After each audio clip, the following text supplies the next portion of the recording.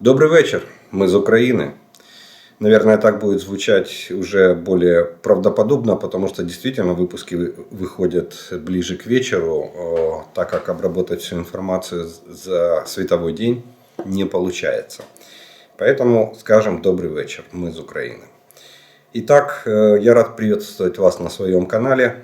Как всегда, приглашаю подписаться те, кто еще не подписан, поставить лайк этому видео, кому оно понравилось.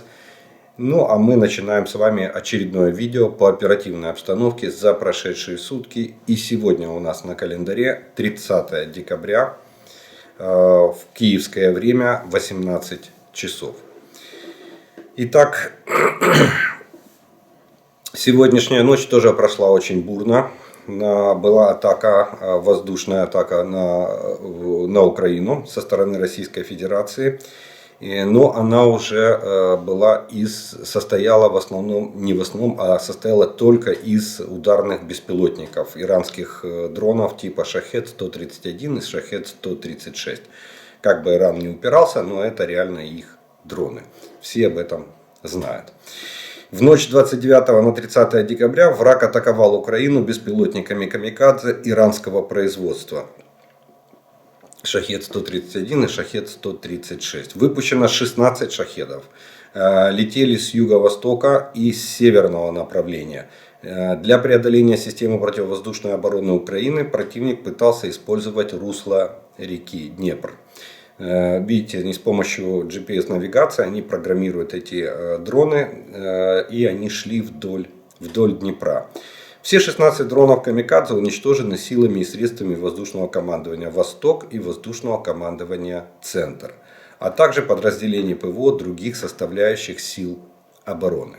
Кстати, в этом плане россияне теперь должны задуматься, что делать с оставшимися дронами. Мы не тратим на дроны, мы уже создали систему, которая позволяет нам не тратить на дроны дорогостоящие ракеты, противоракеты и из современных систем ПВО. Мы сбиваем совсем другими средствами. Но по дронам, слава богу, у нас вероятность эффективность где-то 90 и более процентов.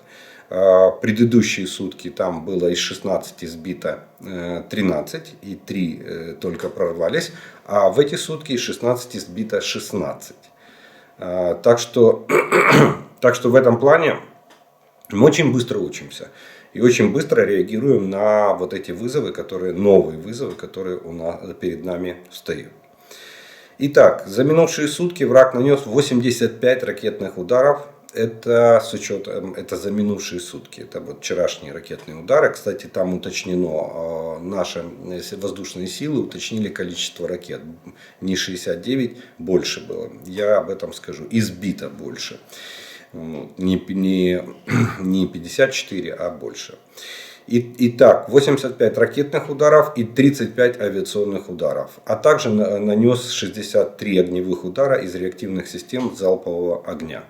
Авиация очень сильно активировалась в эти сутки. Авиация, особенно на Луганском и Донецком направлениях. Опасность авиационных и ракетных ударов по критической инфраструктуре страны сохраняется. Российские оккупанты продолжают терроризировать мирное население Украины.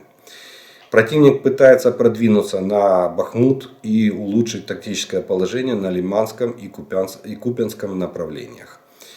За прошедшие сутки подразделения сил обороны отбивали атаки оккупантов в районах населенных пунктов Стельмаховка, Белогоровка Луганской области, Солидар, Клещиевка, Каменка, Авдеевка, Водяна, Марьинка в Донецкой области.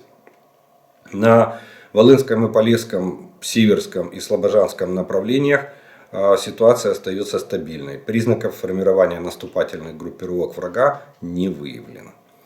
На Сиверском и Слобожанском направлениях российская артиллерия обстреляла районы населенных пунктов в Черниговской, Сумской и Харьковской областях.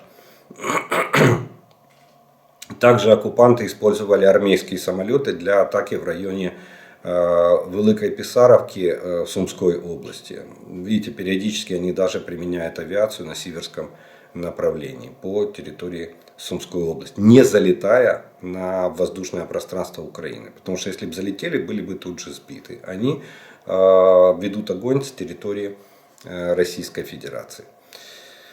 На Купянском, оно же Сватовское направление, генерал Громов вчера, это бригадный генерал, начальник Главного оперативного управления Генерального штаба Вооруженных сил Украины, сделал заявление, что за неделю украинская армия продвинулась более чем на 2 километра в направлении Коренной. Севернее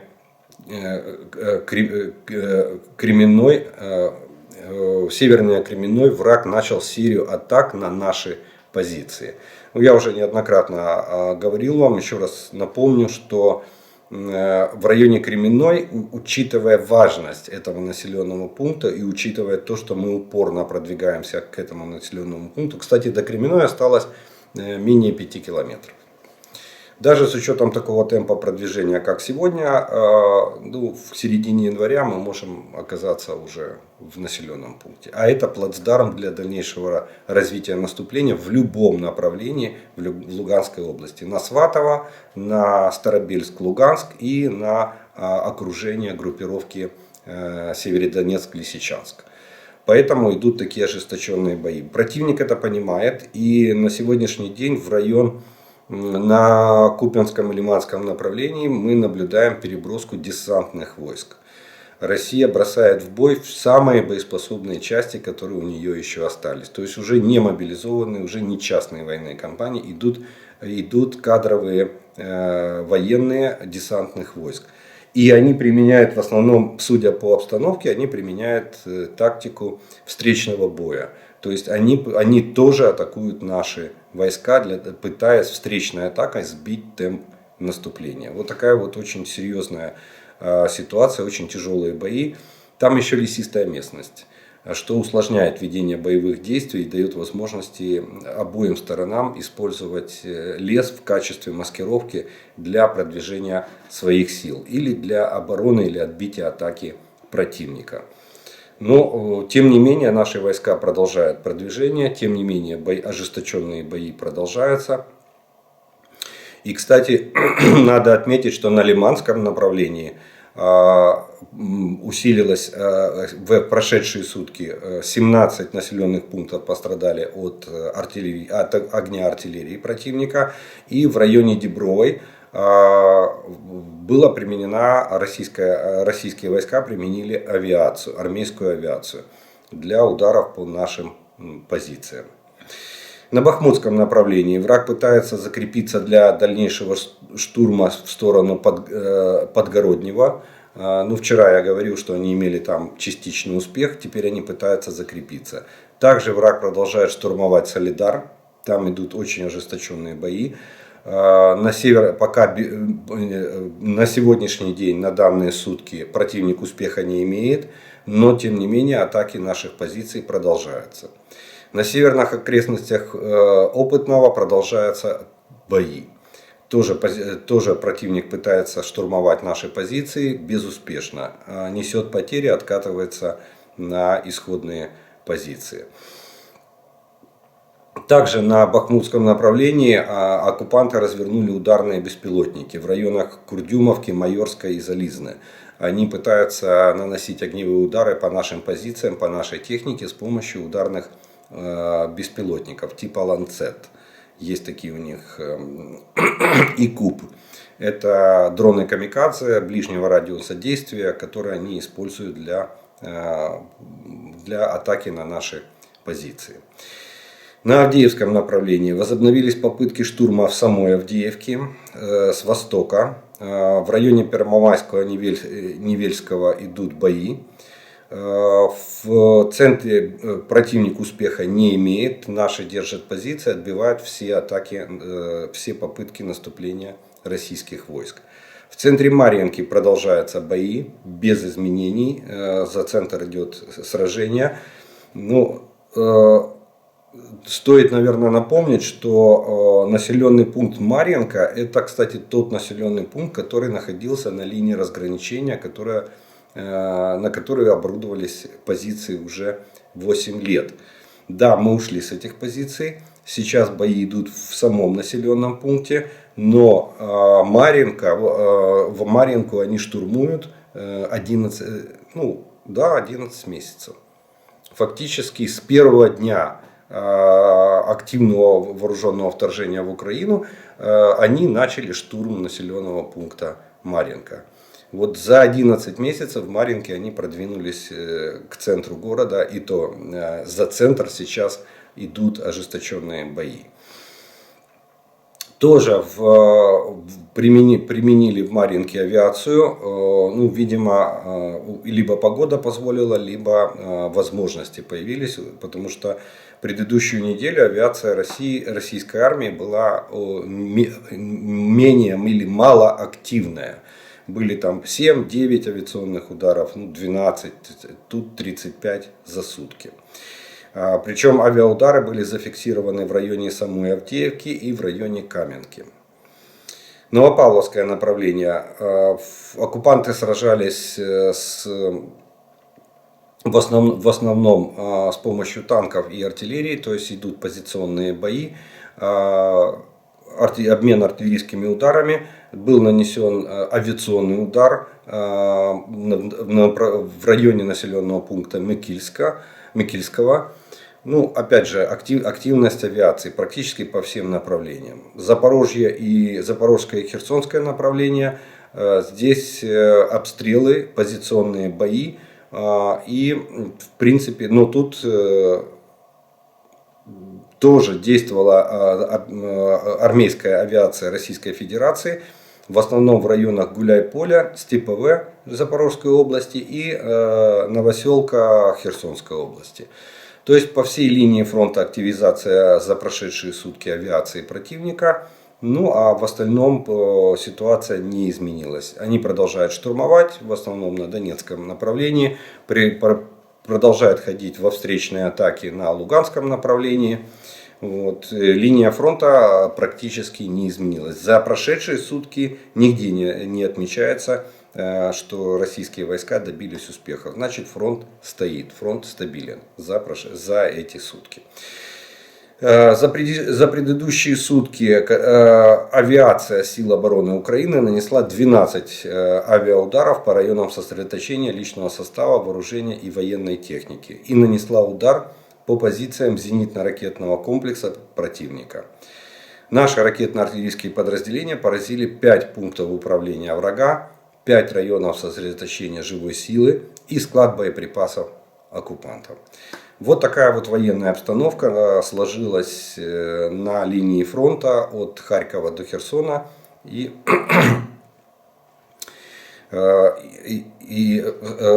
ситуация на сегодняшний день в принципе тяжелая, сохраняется тяжелая, но контролируемая со стороны вооруженных сил Украины.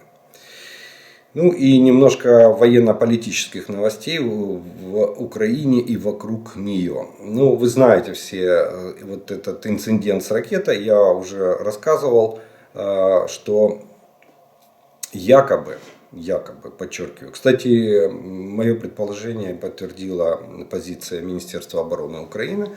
Они считают это провокацией. Я тоже это считаю чистейшей воды провокацией. Сейчас объясню, в чем дело.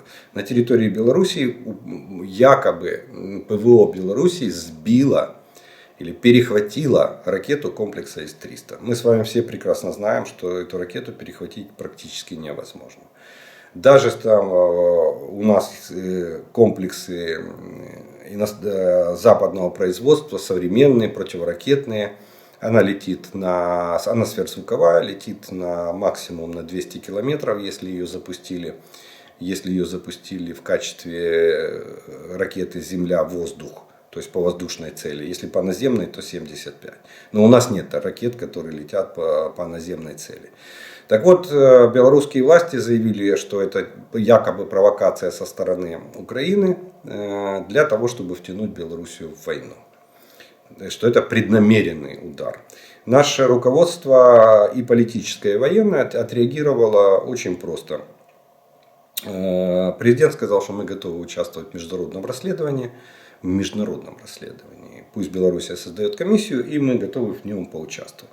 Ну, скажу так, что первое вранье, то, что они ее сбили, потому как это невозможно. С-300 однотипную ракету, спущенную с С-300, сбить не в состоянии, технически не в состоянии. Это первое.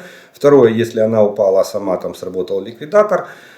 Смотрите, как они показали фотографии, там двигатель ракеты практически целый. Ну да, он, как правило, остается целым. Имеет повреждения, но целым. На нем есть серийный номер. Покажите серийный номер. Я думаю, что если бы это реально была наша ракета, то уже вой бы стоял на болотах выше крыши. И этот серийный номер бы уже опубликовали. И написали бы, из какой воинской части. Потому что по серийному номеру выясняется, в какой воинской части была эта ракета. Когда она выпущена. И можно отследить весь ее путь. Но этого ничего нету. Я думаю, что это больше даже похоже на провокацию со стороны Российской Федерации. За прошедшую неделю мы наблюдали информацию, что в Белоруссию прибыло несколько групп наемников из частной военной компании «Вагнер». Вполне возможно, что это могло быть все подброшено именно для того, чтобы устроить вот такой инцидент под чужим флагом, что якобы Украина запустила ракету в направлении. Тем более эта ракета не ударная, поэтому тут вариантов быть не может. Ну, тем не менее, белорусский генеральное Министерство обороны Белоруссии еще пока играет в эту цирковую программу. Ой, упала ракета, и что мы будем дальше делать? Далее, как и обещал, уточнение по вчерашнему ракетному удару. Министерство обороны Украины, точнее Генеральный штаб наш, уточнил. И ракет было 70. Из 70 ракет сбито 58. То есть только 12 ракет достигли цели. Также за прошедшие сутки было сбито 4 разведывательных беспилотника и 1 вертолет Ми-8. Вот такой урожай собрали воздушные силы Украины за вчерашние сутки. Вот. Так что чуть больше ракет. Кстати, сразу отвечу на вопрос, что вчера было, я прочитал в комментариях, вы пишете, что 15 ракет, по данным вчера было, что 15 ракет достигли цели, 69 пущено и 54 сбитых. Но объектов поврежденных 28. Так вот, я объясняю, что когда одна ракета падает и она повреждает, допустим, дом, автомобиль и еще какой-нибудь там объект, то это 3 объекта поврежденных. Поэтому цифра 28 и количество ракет 15, конечно же, они не совпадают. Это же не то, что она попала в один дом и его разрушила. Все остальные объекты или вокруг этой воронки не пострадали. Поэтому, конечно же, количество объектов всегда больше, чем поврежденных или пострадавших, чем ракет, которые достигли цели. Далее, Великобритания очень хорошо закрывает год 22 в плане помощи, военно-технической помощи Украины. И Великобритания передала Украине 1000 металлоискателей «Валлон» и 100 комплектов для обезвреживания бомб. Это сообщили на сайте британского правительства. Эти поставки являются последними в непрерывных поставках поддержки, которую Великобритания предоставляет Украине в течение 2022 года. И которая продлится в 2023 году, говорится в сообщении. Так что я так понимаю, что в январе месяце мы уже услышим о следующих поставках непрерывных, как подчеркивает правительство Великобритании, техники и вооружений от Великобритании в Украину. Британия также недавно предоставила значительный пакет помощи, и он состоял из систем противовоздушной обороны, включая в себя более 1000 ракет ПВО и 125 зенитных пушек, чтобы защищать Украину от российских ударов по ее городам и инфраструктуре. Кстати, вот эти зенитные пушки, они и стали в общий строй системы противовоздушной обороны на тактическом уровне. Йенс Столтенберг сделал заявление такое итоговое. Кстати, ура, надо отметить и сказать огромное спасибо Йенсу Столтенбергу, это генеральный секретарь НАТО. Наконец-то они поняли главную мысль, главный месседж, который доносит наше руководство до западных партнеров. Так вот, Йенс Столтенберг заявил журналистам в интервью, что снабжение оружием Украины кратчайший путь к миру. То есть то, что мы с вами говорим постоянно и непрерывно, что чем больше оружия они поставят, тем быстрее мы закончим эту войну. Наконец-то до них это, если это понимание есть в НАТО, а это говорит генеральный секретарь НАТО, так что я думаю, что и остальные страны, партнеры или участницы конференции в рамках Рамштайн тоже понимают эту ситуацию. Причем дословно он выразился довольно интересно. Он сказал, это может казаться парадоксальным, но военная поддержка Украины – самый быстрый путь к миру. Также он высказался по поводу поставок ракет средней дальности. Это оперативно-тактические, те, которые мы с вами ждем, уже 11 месяцев просим и ждем. Так он сказал, что это возможно. И между союзниками и Киевом ведется постоянный диалог по конкретным системам. Тут же можно добавить слова нашего министра иностранных дел пана Кулебы о том, что в следующем году Украина получит и в том числе ракеты малой и средней дальности. Ну что ж, наша уполномоченная президентом по вопросам обеспечения прав защитников Украины Алена Вербицкая в интервью немецкой газете назвала число военнослужащих сил обороны Украины, которые находятся в плену в Российской Федерации. Это составляет приблизительно, ну вы же понимаете, точную цифру назвать не, приблизительно 3400 человек находятся в плену в Российской Федерации. Еще 15 тысяч украинцев считаются пропавшими без вести. Это либо насильственно вывезенные с оккупированных Россией территорий, либо военнопленные, судьба которых неизвестна. Вот такие две цифры на сегодняшний день опубликовали, ну или оприлюднили, огласили наши власти официально по пленным и пропавшим без вести военнослужащим. Из Белоруссии улетел назад в Российскую Федерацию самолет дальней радиолокационной разведки А-50 воздушно-космических сил России. Тот, который в Мачулинцах базировался и постоянно взлетал вместе с МиГами-31 для ведения и обработки разведки. Но это не говорит о том, что это говорит о том, что он выполнил свою задачу в плане уточнения координат целей. Теперь это будет все обработано и передано экипажам. И в следующих массированных ракетных ударах эти цели будут использованы в качестве для поражения ракетами со стороны Российской Федерации. Но сам факт, что он закончил работу, говорит о том, что они, видимо, набрали необходимое количество целей. Так что готовимся, ждем. До Нового года у нас один день остался. И вполне возможно, что Российская Федерация попытается нанести массированный ракетный удар в канун Нового года или сразу после него.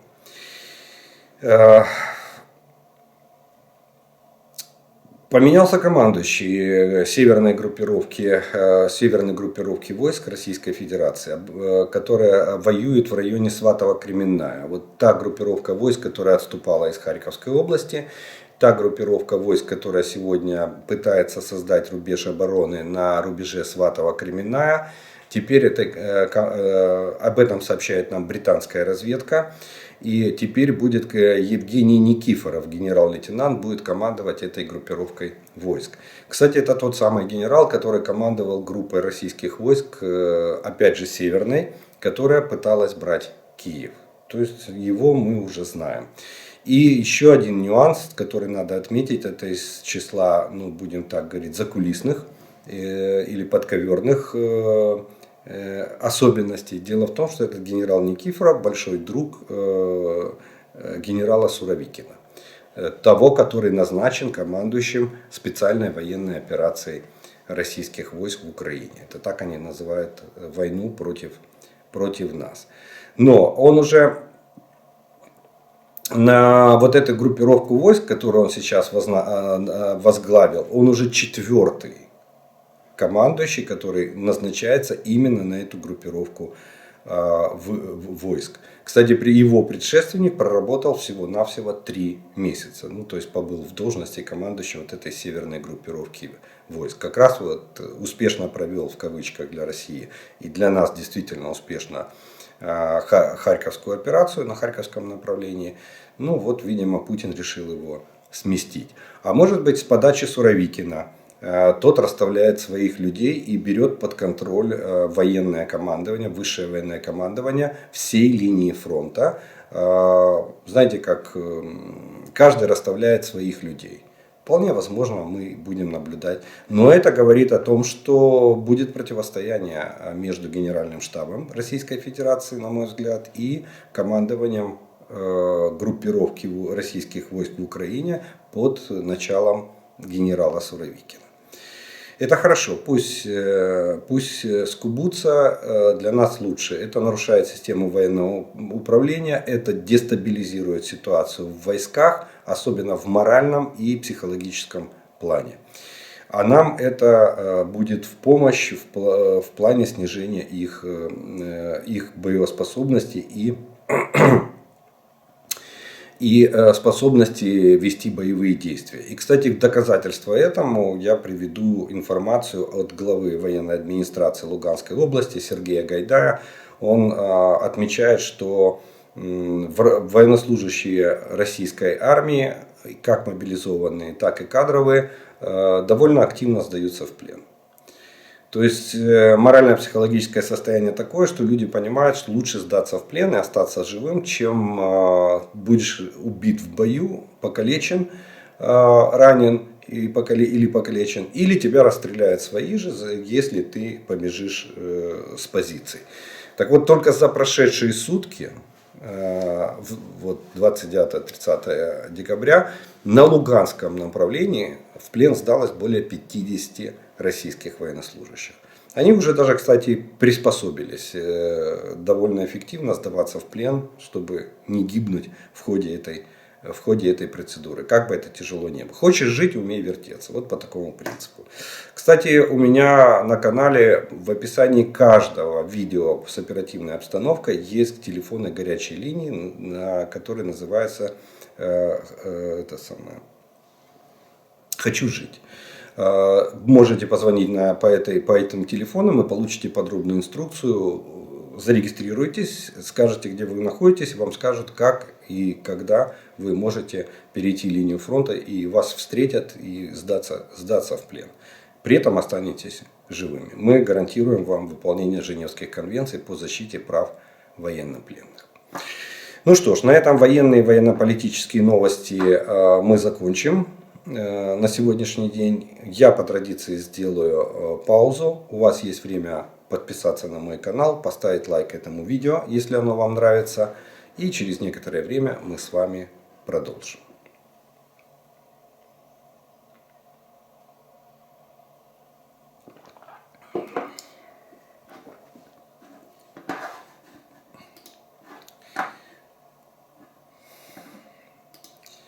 И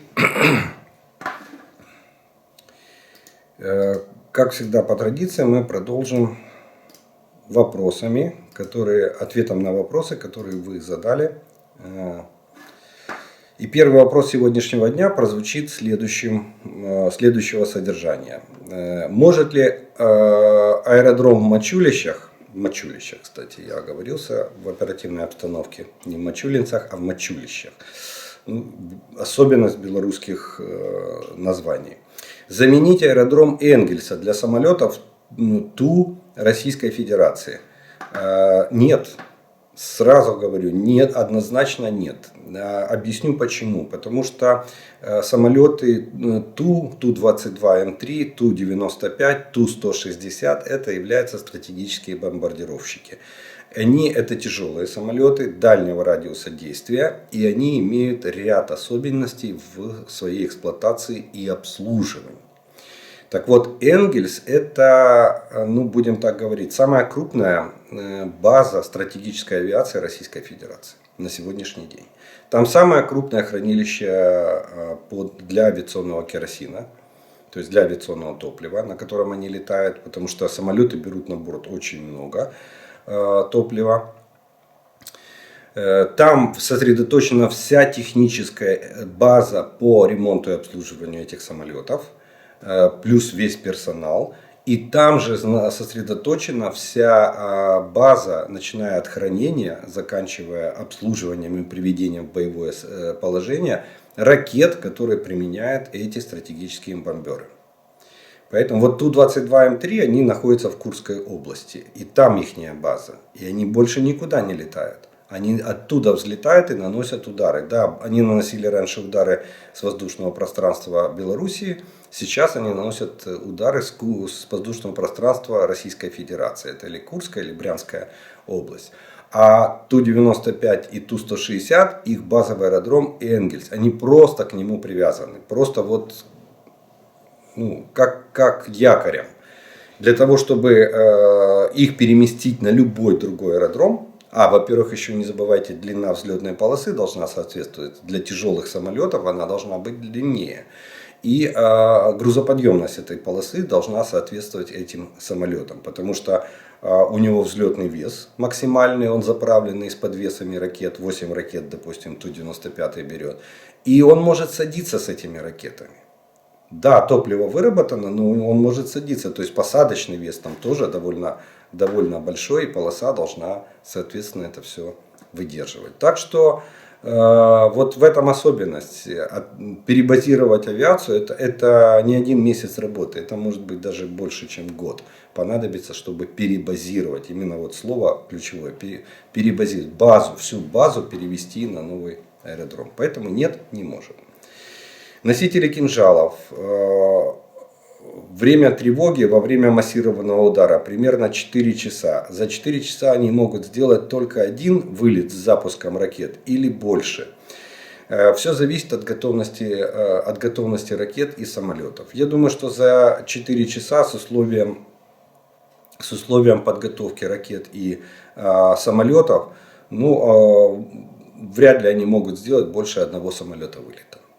За сутки, да, они могут сделать там 2-3 самолета вылета, потому что экипажу надо отдохнуть, и техникам надо обследовать машину, заправить ее и подвесить ракету, подготовить ее к пуску. Поэтому носители кинжалов, с кинжалами там проблема в том, что это все кинжалы не серийного производства. На сегодняшний день разведка говорит нам, что их 47 ракет.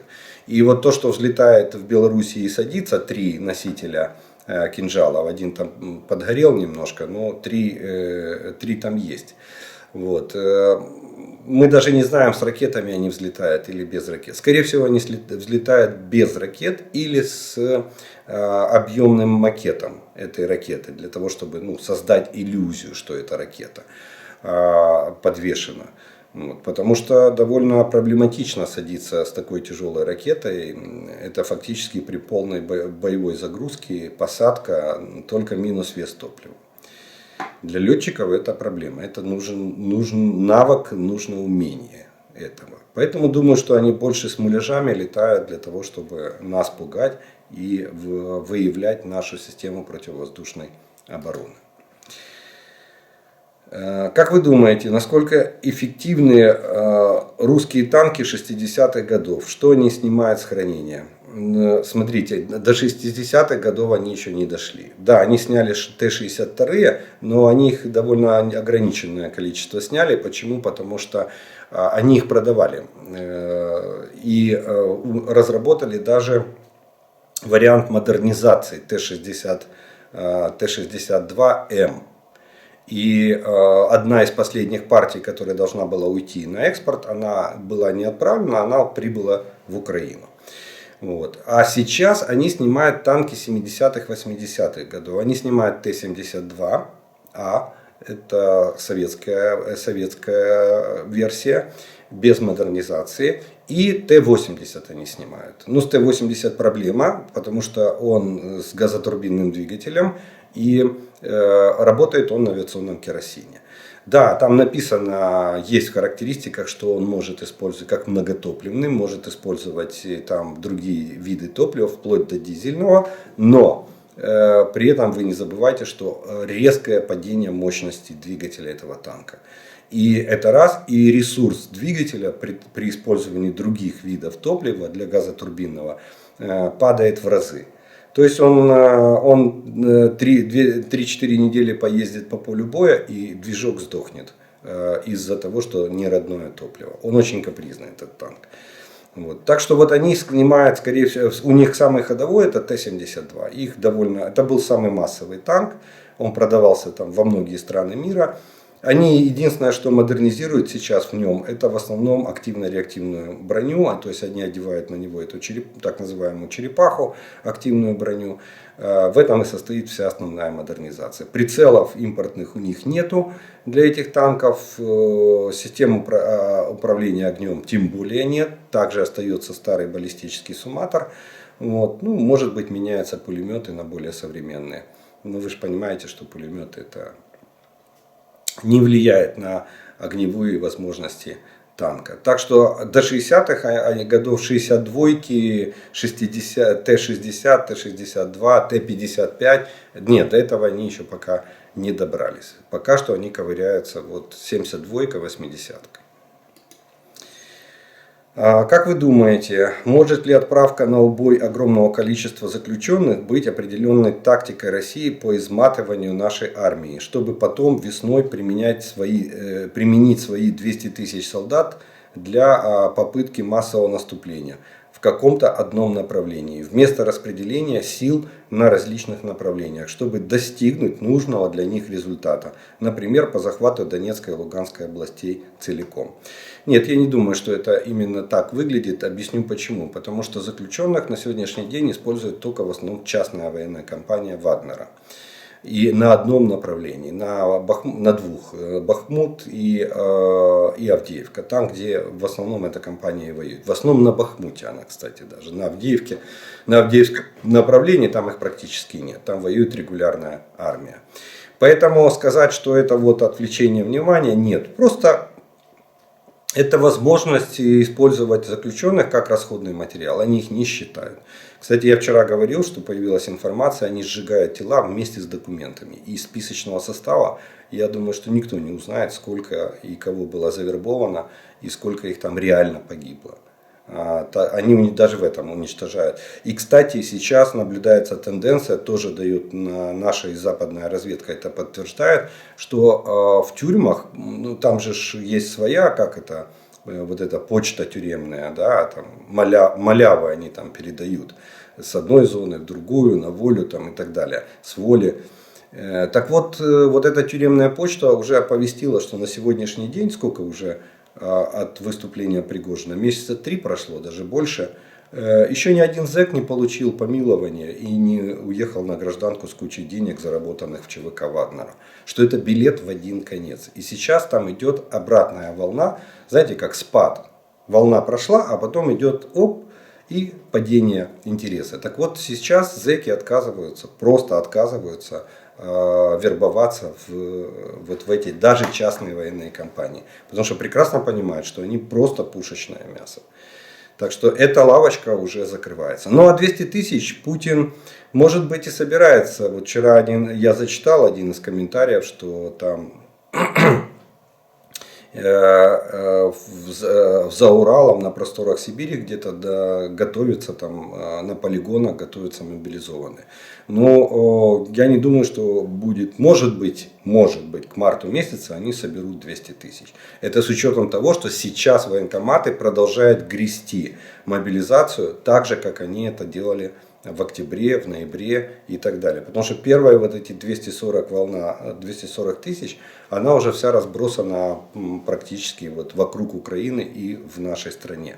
Это вдоль линии фронта и в Белоруссии, и частично в Крыму. Плюс Белгородская область, там Брянская, Курская, вот здесь вот они. На пока другой информации, что они еще там 200 тысяч набрали, нету. Есть, я так понимаю, что есть небольшие партии, которые готовятся на учебных центрах от Владивостока до Белгорода на всей территории Российской Федерации. Вы можете объяснить экономическую целесообразность восстановления МРИИ? Знаете, вот из того, что я общался с техником аэропорта Борисполь по соседству, он работал летающий техник, он на Ил-18 работал, на единственном, ой, извините,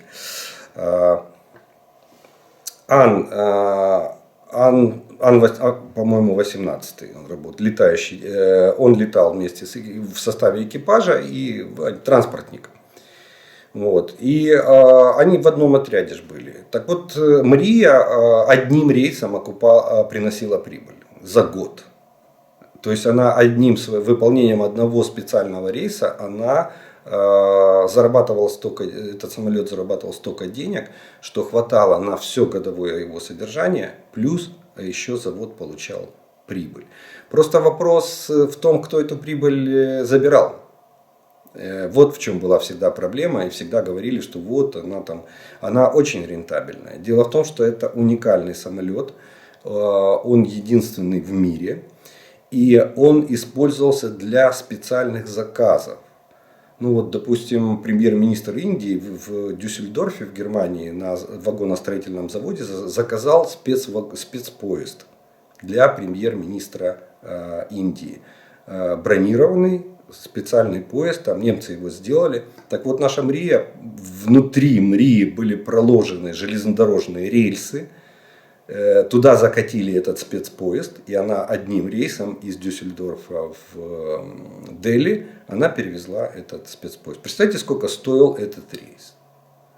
Так что, даже вот если вы посмотрите просто книгу рекордов Гиннесса, сколько установлено рекордов этим самолетом, когда, допустим, из Caterpillar, когда они поставили мировой рекорд по взлетному весу 432 тонны полезного груза. Полностью забитый самолет был тракторами, которые укладывают трубы большого диаметра. Они в Казахстан везли на газопроводы эти трубы. Тоже одним рейсом. И она была востребована. 1-2 рейса в год она совершала, и она приносила прибыль. Поэтому вопрос уникальности этого самолета, вопрос его окупаемости, на мой взгляд, кажется, не стоит. И я думаю, что только даже ради просто престижа, что у нас такие достижения, и никто в мире не может этого повторить. Хотя есть сомнения в том, что была информация, что еще до войны, во времена Януковича, там приторговывали технологиями. Ну, правда, китайцы до сих пор, именно Китаю, правда, китайцы до сих пор не создали подобного самолета. Даже при всей их гибкости экономики и умении копировать все и вся. Вот. Но, в общем, я считаю, что да, это символ Украины. Просто вот символ Украины. Ее надо восстановить, ее надо написать на ней огромными буквами «Украина» на весь фюзеляж. Пусть она дальше зарабатывает деньги и престиж нашей стране. Русские при бомбардировке гражданской инфраструктуры не считают ее гражданскими целями. Так почему же Украина боится уничтожать военные объекты типа электростанции? Дело в том, что по международному стандарту, по классификации целей, они считаются гражданскими. То, что русские их не считают, а и русские не считают международное право для себя. Они не считают, что у них вообще в стране верховенство права. Они действуют так, как они хотят. И вот эта безнаказанность, она и порождает вот такие воинствующие настроения и вообще породила эту войну. И не только с нашей страной, и с Грузией, и с Молдовой, и везде, и с Сирией. Вот. Именно поэтому. Так вы хотите, чтобы мы опустились до уровня Российской Федерации и стали страной, которая нарушает международные правила и конвенции? Ну, зачем на это говорить? Если это военная база и у нее есть трансформаторная подстанция, то, конечно, это легитимная цель. Конечно, и мы туда нанесем удар, даже не сомневайтесь. Но если это город, то мы не будем наносить туда удары, который останется без света. Вот. Если он там случайно зацепит параллельно какие-то, ну это уже особенности войны. А так нет, мы не будем нарушать международные договоренности и международные нормы и правила ведения войны. Очень часто выкладывают видео с дронов, как они ведут разведку, корректируют огонь, помогают пехоте с обоих сторон. Подскажите, почему их не сбивают? Их не замечают или трудно сбить? Даже снайперу с хорошей оптикой это бы существенно затруднило атаку орков. Или, по крайней мере, если видно, что висит дрон, это может быть сигналом к опасности, обстрел или штурм позиций. Ну, кстати, наши военнослужащие именно так и поступают. Когда зависает дрон, то они прячутся и тишина, сидят, не двигаясь, чтобы их не обнаружили. Потому что, да, действительно может прилететь либо артиллерия, либо начнется будет идти штурмовая группа с использованием этого дрона. То есть в качестве глаза и уши. Дело в том, что очень тяжело сбить со снайперской винтовки. Дрон может двигаться в пространстве постоянно. Вот. А если это беспилотник, еще тяжелее, потому что он тогда кружит. И размеры его, поверьте, это не те беспилотники большие. Это маленькие беспилотники, которые просто запускаются даже с рук. Даже не с катапульты, как, допустим, Орлан 10 российский. Вот он с катапульты запускается. Там резинка обыкновенная, типа как с рогатки. Вот. Там есть еще, которые запускаются просто с руки. Включается двигатель, и солдат его кидает, как самолетик в детстве. И он летит дальше. Плюс есть квадрокоптеры еще, вот дроны в основном, которые зависают. Их либо не слышно, если он, допустим, многопропеллерный, у него там 6-8 пропеллеров, и тогда звук от него не так слышим. Вот. Но попасть в него очень тяжело. Очень. И пока ты будешь в него попадать, придет либо штурмовая группа тебя атаковать, либо прилетит артиллерийский налет по твоей позиции. Поэтому, если есть противодроновые ружья, вот то, что мы все время просим, эти переносные комплексы радиоэлектронной борьбы, тогда их применяют и приземляют эти дроны, выводят их из строя. Но их количество не настолько велико, чтобы обеспечить всю линию фронта. Плюс вы же не забывайте, это все-таки война. Прилетел осколок или пуля, попал в это ружье, и все, ружья больше нет. Его выбрасывают. Поэтому очень сложно, именно на передовой очень сложно бороться с этими дронами и с этими беспилотниками, особенно маленькими. Расскажите, пожалуйста, что знаете об американском стратегическом разведчике СР-71 и его современной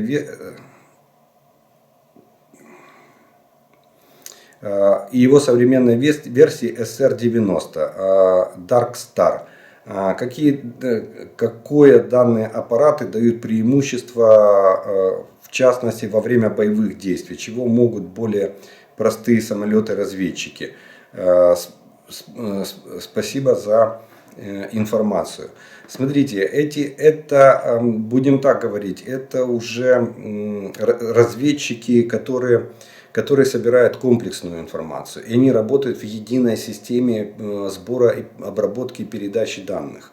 Ну, даже не столько обработки, сколько передачи. Они в качестве ретрансляторов. Это те самолеты-разведчики, которые имеют несколько каналов. То есть, допустим, на одном самолете-разведчике может быть оптикоэлектронный, радиотехнический, инфракрасный канал.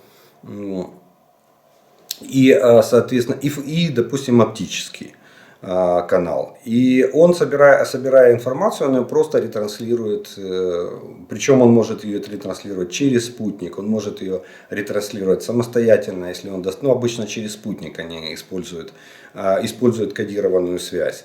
Этого не могут, ну, как бы самолет-разведчик, это он более узконаправленный, а здесь такой широкий спектр. Они очень долго могут находиться в воздухе, длительное время. Они, как правило, особенно вот последняя модель, она строилась уже с учетом технологий стелс. То есть они малозаметные.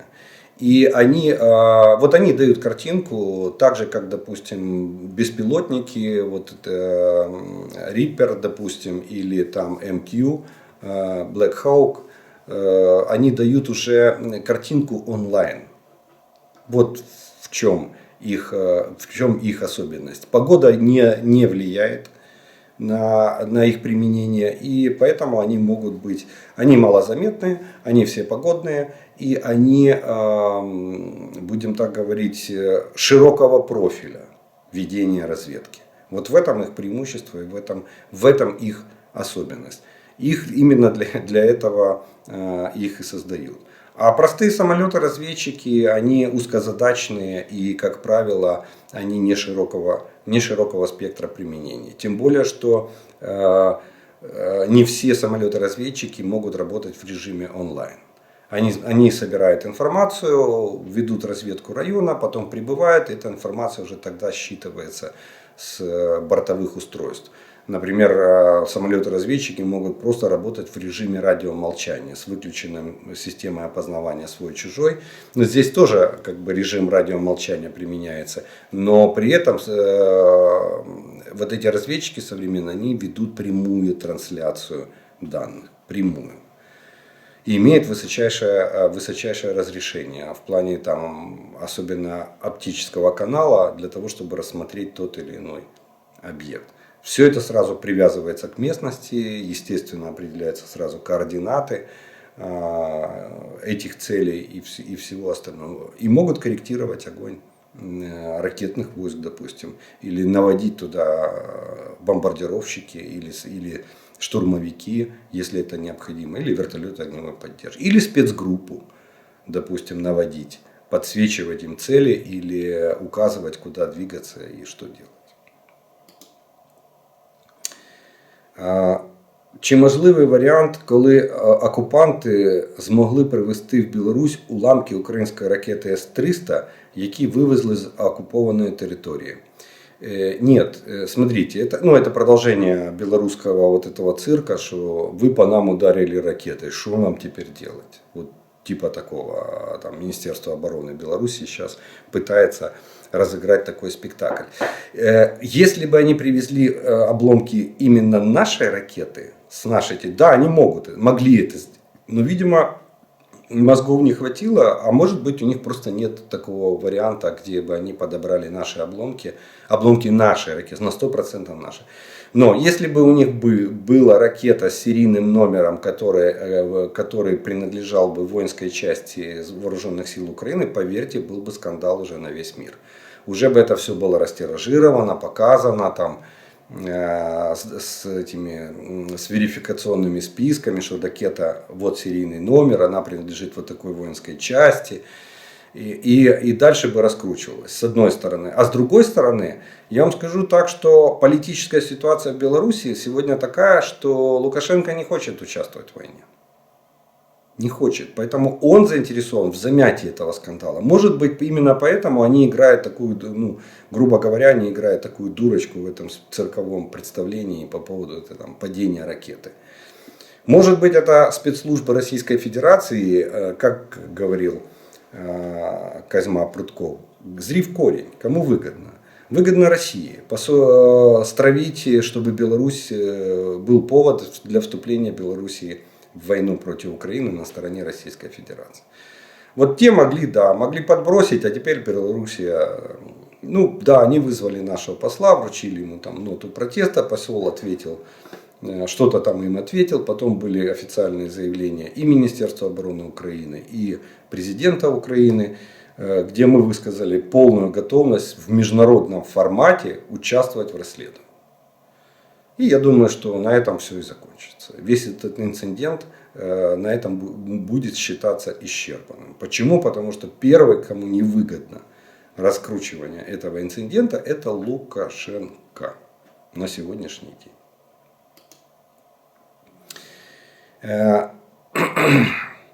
Неувязочка получается с самолетами. Вы говорили, самолеты спрятали в Амурской области, а москаляки взяли, выпустили столько ракет. Разъясните, пожалуйста, откуда могли вылететь. И еще хочу спросить, как... Ладно, я второй вопрос зачитаю позже. Давайте так. Так, дело в том, что они не только в Амурскую область, на аэродром Украинка, они еще и в Мурманскую их перегнали. И, кстати, вот в последнем авиационном налете участвовали самолеты, которые вылетали из Мурманска.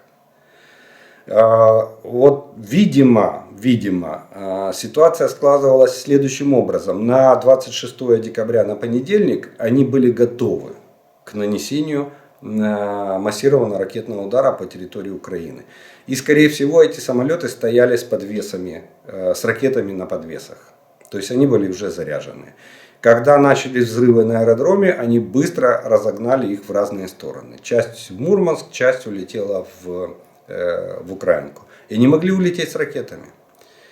И оттуда уже с ракетами заряженными они вернулись в район акватории Каспийского моря и ударили по территории Украины. Вот такой вариант вполне возможен. Может быть другой вариант. Они вернулись в Энгельс, их зарядили ракетами. Сколько там надо часов для того, чтобы вывесить ракеты на подвесе. И на горячих двигателях, то есть не охлаждая машины, они просто приземлились, их зарядили и они вылетели для нанесения удара. Но наша разведка дает, точнее есть информация о том, что часть самолетов летела с Мурманской области для того, чтобы принять участие в этом массированном ударе, который там состоялся. Поэтому никакой неувязочки абсолютно нету. То, что они привязаны к аэродрому, я уже разъяснил сегодня. Отмотайте назад, там я рассказал вот именно почему нельзя поменять Мачулище допустим, на Энгельс. Или, точнее, наоборот, Энгельс на Мачулище. Или на любой другой аэродром. Вот. Они привязаны к Энгельсу, но они могут находиться на любом другом аэродроме. Кстати, обратите еще внимание на то, что один аэродром, который в состоянии принять такие самолеты такого типа в Мурманской области, а второй в Амурской, точнее в Амурском крае, куда их и перегоняют. Не каждый аэродром еще может принять такие самолеты. И еще один вопрос. Какой срок годности снарядов? Может лежащий с 40-х годов уже не сработать? Порох или капсули? Смотрите, по нормам еще Советского Союза они остались в принципе и в Украине, и в Российской Федерации, там точно остались 25 лет. Все было рассчитано на 25 лет. Техника, вооружение на 25 лет. Мы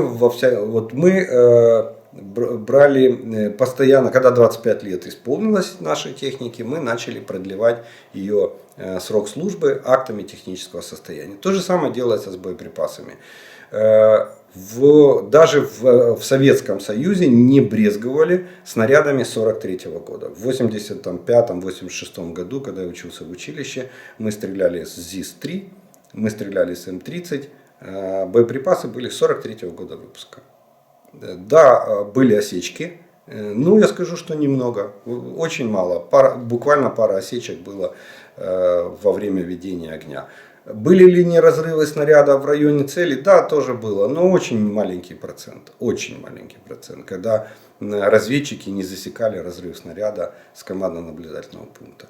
Поэтому, если герметичность у купорки не нарушена, усиленной крышки при раздельно-гильзовом заряжании и унитарном, и при герметичности обжатия снаряда при унитарном выстреле.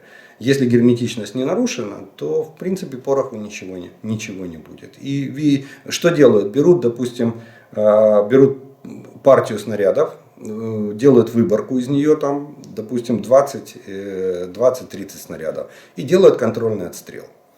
Если снаряд показывает те характеристики, которые написаны в таблице стрельбы, то партия признается годной к использованию. И, соответственно, ее пускают в эксплуатацию. Но в общем 25 лет. Вот, например, в группе советских войск Германии мы каждый год перебирали, я был в реактивном дивизионе, был старшим офицером на батарее «Град».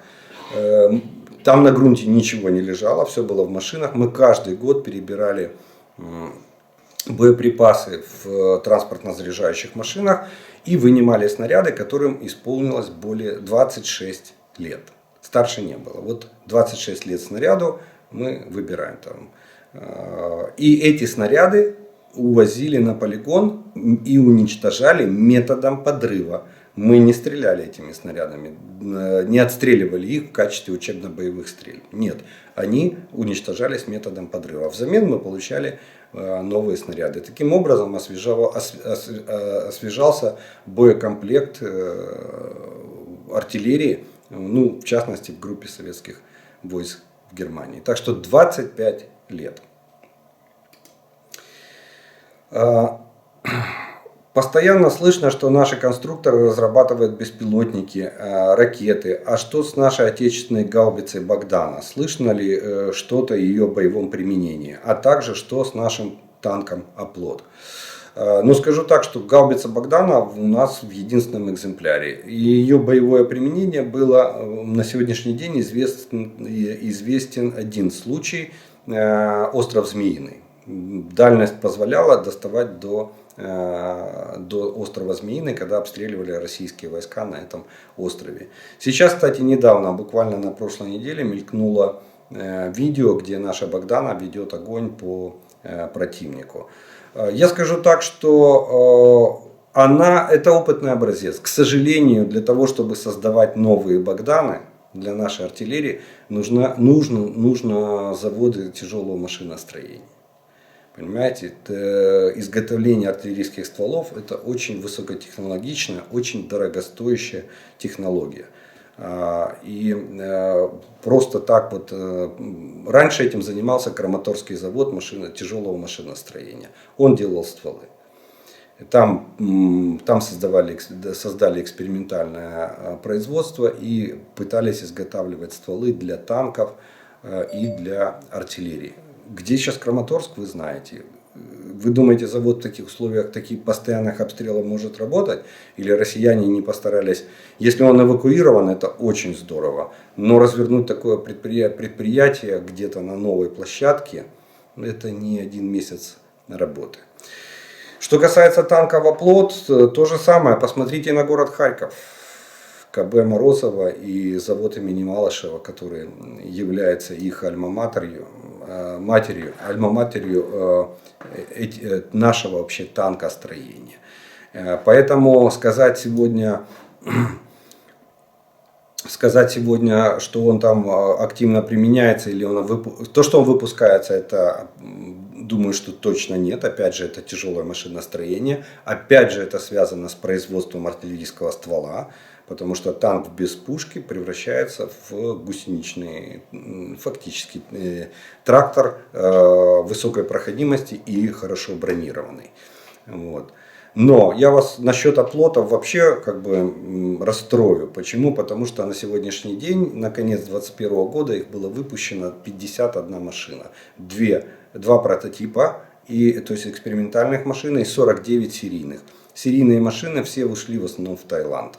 Один прототип находится в США, один прототип находится в вооруженных силах Украины. Вот и все. И есть еще 10 танков Т-84, Т-80У, которые были тоже в свое время модернизированы до версии Оплот. Ну, они воюют сегодня в составе вооруженных сил Т-84У. вот, оплот. Они были ранее модернизированы, и они воюют в составе вооруженных сил Украины.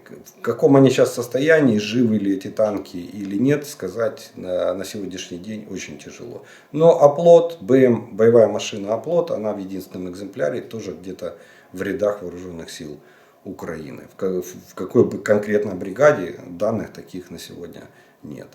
Поэтому думаю, что может быть танк он и хороший, то по описанию очень неплохой танк. Дай бог, чтобы мы после войны восстановили заводы, восстановили КБ и начали. Документация вся есть для организации его производства. Нужны, я так понимаю, производственные мощности и деньги для их создания. Вот и, естественно, оборонзаказ для выпуска этих танков. Вот. А из Таиланда никто не верьте, была информация, что вот там Таиланд будет возвращать нам танки. Нет, никто никуда не собирается возвращать на сегодняшний день. И я так понимаю, что Таиланд их эксплуатирует, те, которые мы им отправили на сегодняшний день. И каждый как бы при своих интересах. Вот такая вот информация, не совсем бодрая в плане наших танков «Оплот» и гаубицы «Богдана». Я думаю, это перспектива послевоенных лет. В районе Валуек сформирована 20-тысячная группировка российских войск. Представляет ли она решающую угрозу нашим войскам в случае наступления вооруженных сил Украины в сторону Луганска? 20 тысяч это 2 дивизии, это довольно большая группировка. И да, действительно, если они ее введут в бой, это будет для нас проблемой. Вопрос ее готовности, этой группировки, ее оснащенности тяжелой вооружением и техникой. Вот. Если, еще раз повторяю, смотрите, самая главная характеристика, на которую надо смотреть, когда мы говорим о войсках противника, это на чем они приехали. Если это создано на базе мобилизованных, допустим, 20-тысячная группировка, это, допустим, 2 стрелковых дивизии, 2 по 10 тысяч человек. Если это стрелковая дивизия на БМП с танками, с БТРами, с артиллерией, то тогда да, это боевая единица, это соединение. Воинское соединение, и оно представляет собой довольно серьезную военную силу. Если же если у них на взвод 1 БМП или там на роту их 2 или 3 БМП, и они перемещаются на грузовиках, то я вам скажу, это маршевые роты, 41 год. Так что формированию рознь. Но 20 тысяч, скажу так, что это довольно внушительная цифра, но не влияющая коренным образом на ход событий, допустим, на оперативном направлении, на таком направлении, как Луганское.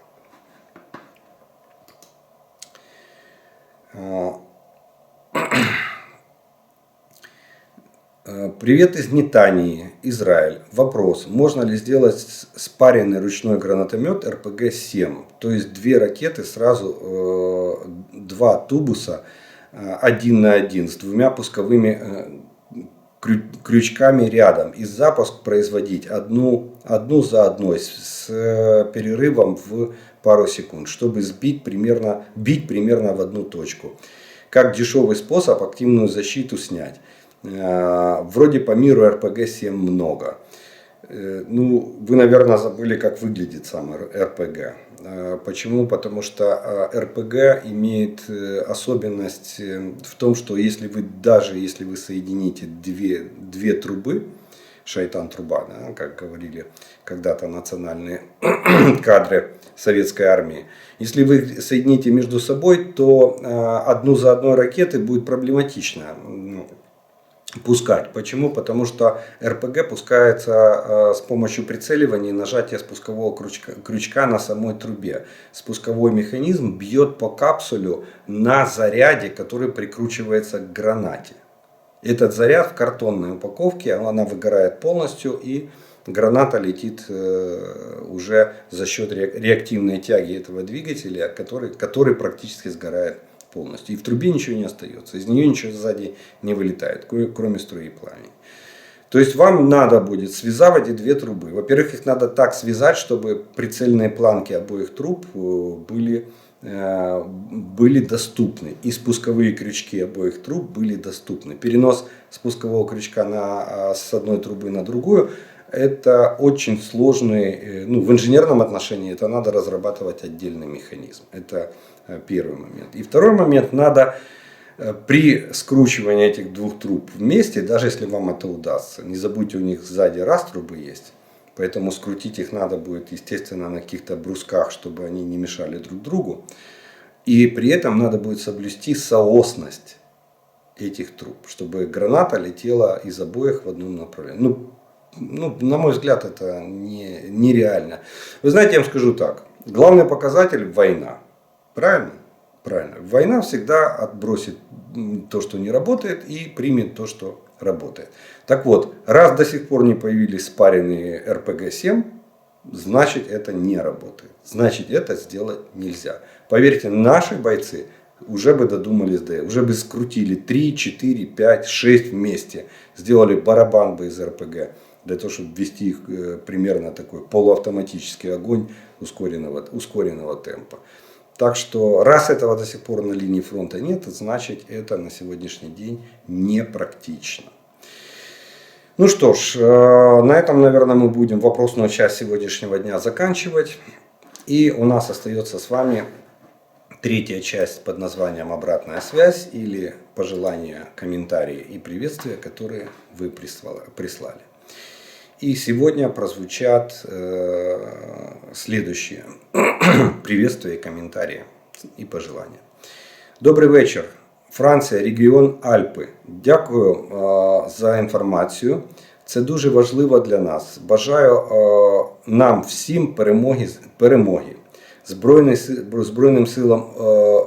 Збройні сили України, наші котики, кращі. ППО красені. Пишаюся і вірю. Ніколи ми ще не мали такої довіри до нашої армії, як зараз. Слава Україні! Жан-П'єр, Ирина. Вот такие французско-украинская семья, насколько я понимаю. Дивимось з північної Фінляндії. Чекаємо на нашу перемогу. Все буде Україна. Сейчас находимся по делам в Чехии, но живем в Южной Корее. Смотрим ваши выпуски. Южнокорейцы считают, что мы, украинцы, выиграли войну. Слава Украине. Очень приятно такое слышать. Я из Екатеринбурга.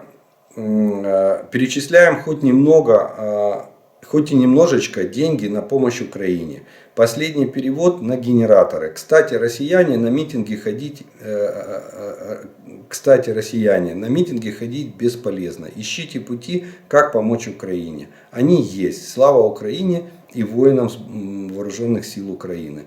Удачи региону «Свобода России», батальону имени шейха Мансура и полку имени Костуся Калиновского. Победы всем, кто борется за свободу.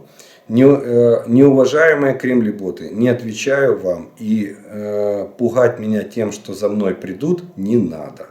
Вот такое из Екатеринбурга послание. Шановні брати та сестри українці, головне, що я вам бажаю наступного року перемоги. Наше сонце тільки встає. Ви приклад, надія для багатьох народів, що вільна людина може зробити все.